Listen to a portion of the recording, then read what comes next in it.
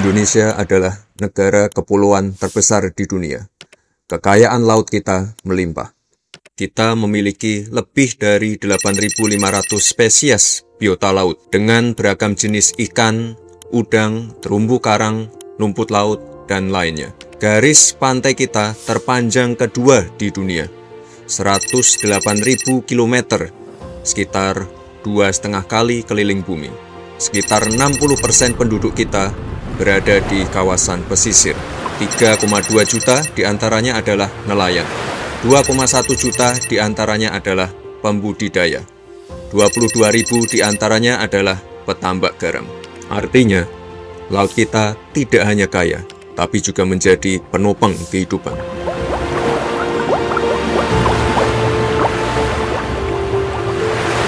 Per tahun, Indonesia dapat memproduksi 9,7 juta ton rumput laut, 7,4 juta ton perikanan tangkap, dan 5,6 juta ton ikan budidaya. Jumlah yang sangat besar.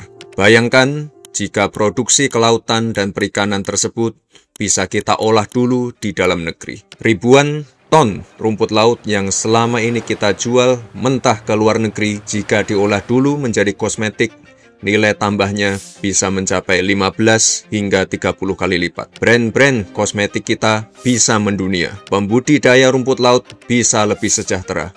Lapangan kerja juga terbuka.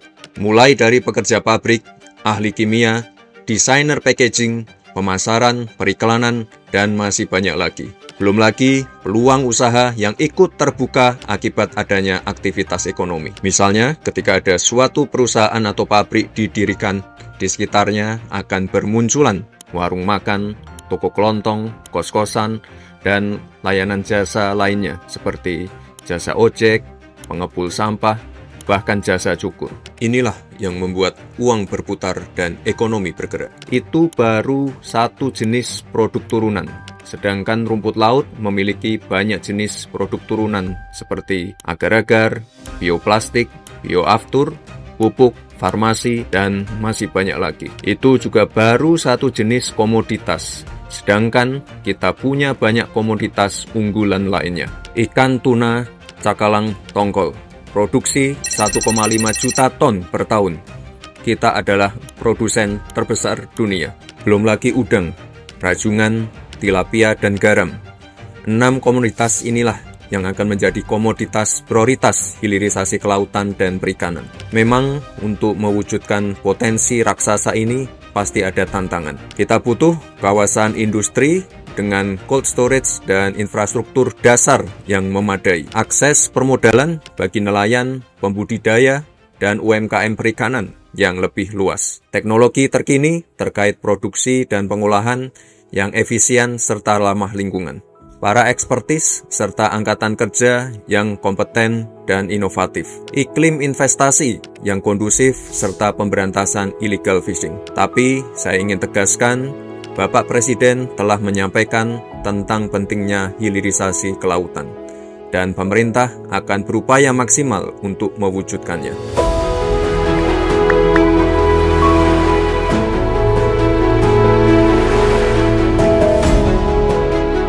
Di KTT D8, Bapak Presiden mendorong peningkatan kerjasama kelautan antar negara.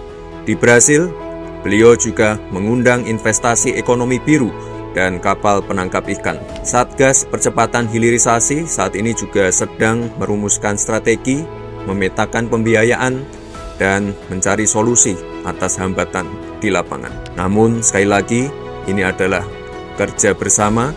Pemerintah tidak bisa bekerja sendiri. Dibutuhkan partisipasi swasta, dukungan masyarakat, dan kolaborasi anak-anak muda.